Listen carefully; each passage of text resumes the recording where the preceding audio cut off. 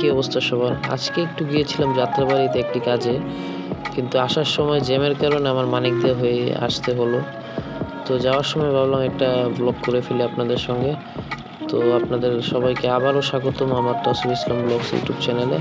আরেকটু নতুন brand new মোটো blog এপিসোডে। সো আজকে যাচ্ছিলাম বাসায়।